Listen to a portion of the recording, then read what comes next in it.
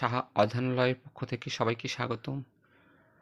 কলকাতা বিশ্ববিদ্যালয়ের বিএ বাংলা অনার্সের প্রশ্নপত্র নিয়ে এসেছি 2023 সালের প্রশ্নপত্র, পঞ্চম সেমিস্টার, সিসি 12 পেপার, অর্থাৎ সিসি 12 পেপার।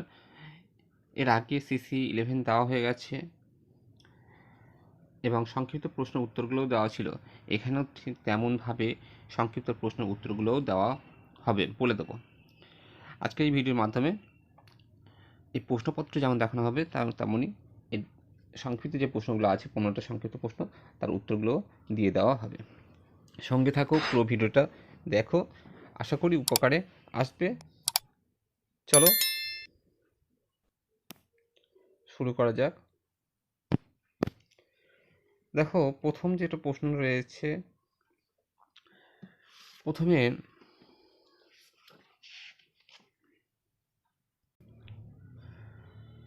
প্রথম মডিউল, বুড়ো শার্কের ঘাড়েরও, মাইকেল মধুসূদন দত্তের এবং মুক্তধারা নাটক। এই দুটো নাটক থেকে দুটো প্রশ্ন কিন্তু পরীক্ষায় এসেছে, তোমাদেরও আসবে।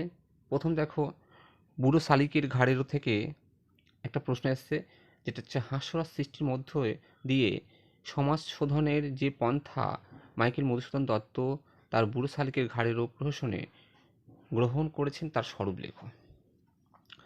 আর দ্বিতীয় যেটা এসছে, মুক্তধারা নাটক থেকে রবীন্দ্রনাথ ঠাকুরের মুক্তধারা নাটকের প্রাণ অভিজিৎ চরিত্রটি, মন্তব্যটির আলোকে অভিজিৎ চরিত্রটির পরিচয় দাও। এগুলো এসছে। আর তার আগে বলে দিই, আমি এই ভিডিওটি করার পরবর্তী সময়ে সিসি 11, সিসি 12 দেওয়া হয়ে গেছে। এবার কিন্তু আমি সাজেশানটা দিয়ে দেবো, আগামী দু একদিনের মধ্যেই তোমরা সাজেশানও পেয়ে যাবে।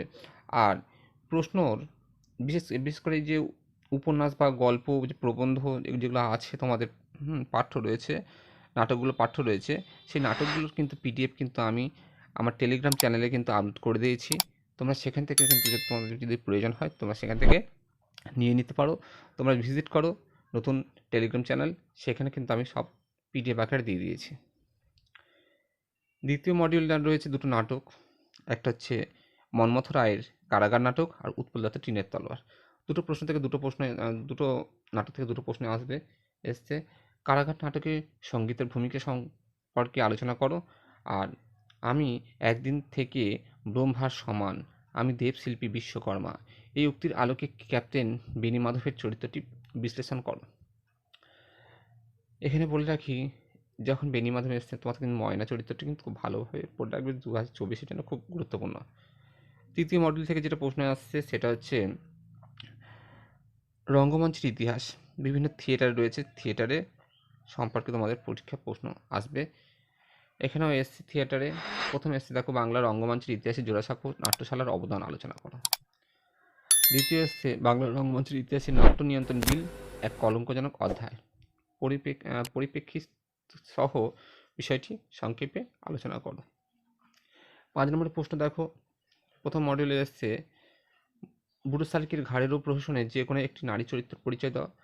আর রবীন্দ্রনাথ ঠাকুরের মুক্তধারা নাটকে ধনঞ্জয় বৈরাগীর ভূমিকা আলোচনা করো। 5 থেকে দেখো, প্রশ্ন এসছে তথাপি আপনি রাজা, প্রজার উপর অপরের অত্যাচারের জন্য রাজাই দায়ী, বক্তার মনোভাবের সত্যতা বিশ্লেষণ করো। আরেকটা হচ্ছে উৎপল দত্ত রচিত টিনের তলোয়ার নাটকের প্রিয়নাথ চরিত্রটি গুরুত্ব আলোচনা করো। এবারে দেখো, টিকা এসছে। এখানে দেখো 6 দাগের টিকা, বেলগাছিয়া নাট্যশালা আর লেবেদেফের বেঙ্গলি থিয়েটার। সুতরাং তোমাদেরকেও থিয়েটারগুলো কিন্তু সম্পর্কে ভালোভাবে জানা থাকতে হবে বা জেনে যেতে হবে।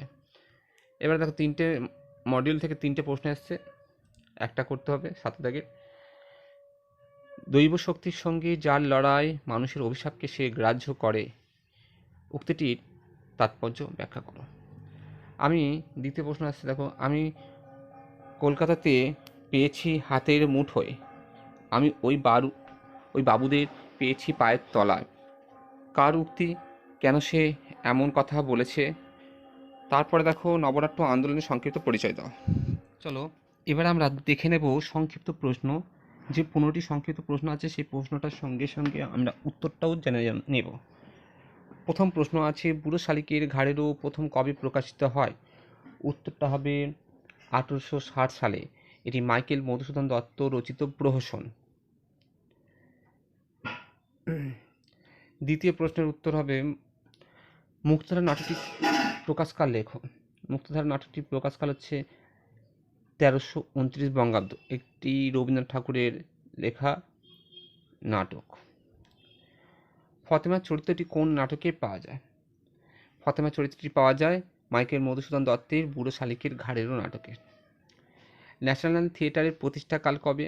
ন্যাশনাল থিয়েটারের প্রতিষ্ঠাকাল হচ্ছে 1872 খ্রিস্টাব্দ এবং এই ন্যাশনাল থিয়েটার 1873-এ গ্রেট ন্যাশনাল থিয়েটার নামে প্রতিষ্ঠিত হয়।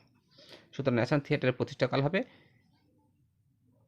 1872। গণনাট্য সংঘ প্রযোজিত যে কোনো একটি নাটকের নাম লেখো। এমন ধরনের প্রশ্ন কিন্তু তোমরা কিন্তু পরবর্তী ভিডিও পেয়ে যাবে। সংক্ষিপ্ত প্রশ্ন তোমরা ডেসক্রিপশন বক্সে চেক করবে, সেখানে কিন্তু অনেক সংক্ষিপ্ত প্রশ্নের লিস্ট দেওয়া হবে এবং টেক্সট বই পেতে পিডিএফগুলো আমি কিন্তু আমার টেলিগ্রামে তোমাদের দিয়ে দিয়েছি, তোমরা সেখান থেকে পিডিএফগুলো ডাউনলোড করে নিতে পারবে। পরবর্তী প্রশ্ন হচ্ছে, গণনাট্য সংঘ প্রযোজিত যে কোনো একটি নাটকের নাম লেখো। উত্তরটা হবে নবান্ন নাটক। উত্তর নবান্ন নাটক। এছাড়া রয়েছে জবানবন্দি, আরও অনেক নাটক রয়েছে। দ্বিতীয় প্রশ্ন, 14 প্রশ্ন, বাগবাজার অ্যামেচার থিয়েটারের দুজন অভিনেতার নাম। দুজন অভিনেতা হচ্ছে দীনবন্ধু মিত্র, গিরিশচন্দ্র ঘোষ, অর্ধেন্দু শেখর। পরবর্তী প্রশ্ন হচ্ছে, জোড়াসাঁকো নাট্যশালার উদ্যোক্তাদের মধ্যে যে কোনো একজনের নাম লেখো। জোড়াসাঁকো নাট্যশালার উদ্যোক্তা হচ্ছে জ্যোতিরিন্দ্রনাথ ঠাকুর, গুণেন্দ্রনাথ ঠাকুর প্রমুখ। উগ্রসেন কোন নাটকের চরিত্র? উগ্রসেন হচ্ছে মন্মথ রায়ের কারাগার নাটকের চরিত্র। নবীন বসু শ্যামবাজার থিয়েটারে অভিনীত একটি নাটকের নাম লেখো। উত্তরটা হবে ভারতচন্দ্রের বিদ্যাসুন্দর। ভারতচন্দ্র রায়গুণা করে বিদ্যাসুন্দর নাটকটি এখানে অভিনীত হয় প্রথম। বীরকৃষ্ণ দা চরিত্রটি কোন নাটকের চরিত্র? এটা উৎপল দত্তের টিনের তলোয়ার নাটকের চরিত্র। পরবর্তী প্রশ্ন, যাকে ময়না ঘৃণা করে তার সঙ্গে জোর করে গাঁটছড়া বেঁধে দিয়ে দেওয়ার চেয়ে মেয়েটাকে মেরে ফেললেই পারো, কার উক্তি? উক্তিটি হচ্ছে বসুন্ধরার উক্তি। পরবর্তী প্রশ্ন, সমমিত্র প্রতিষ্ঠিত নাট্যদলটির নাম কি? বহুরূপী। নাট্যদলটির নাম হচ্ছে বহুরূপী। আমি কলকাতার তলায় থাকি, কার উক্তি? উক্তিটি হচ্ছে ময়লাঘাটা 1 ম্যাথডের উক্তি। দেখো, আমি বলি তোমাকে, আমাদের পুজো বাবার কাছে পৌঁছাচ্ছে না, পথের থেকে কেড়ে নিচ্ছে। কে বলেছেন? এটি বলেছে অম্বা। লাস্ট প্রশ্ন, ও যে অমন করে মন্দিরে মাথা ছাড়িয়ে গেল, এটা যেন স্পর্ধার মতো দেখাচ্ছে, কিসের কথা বলা হয়েছে? এটি বলা হয়েছে অব্রভেদী লৌহযন্ত্রের মাথার কথা বলা হচ্ছে, অর্থাৎ বাঁধের কথা বলা হয়েছে। চলো, তাহলে সব কটা হয়ে গেল, উত্তর পেয়ে গেলে। আশা করি উপকার আসবে। প্রত্যেকটা 65 নম্বরের যে প্রশ্ন, সেই প্রশ্নটা সম্পূর্ণ দিলাম। সাজেশানটাও খুব তাড়াতাড়ি দিয়ে দেবো, তোমরা সঙ্গে থাকো। লাইক শেয়ার করে দাও। লাইক করতে পয়সা লাগে না, লাইক করো। তোমরা লাইক করো না, ভিডিও দেখো কিন্তু লাইক করো না।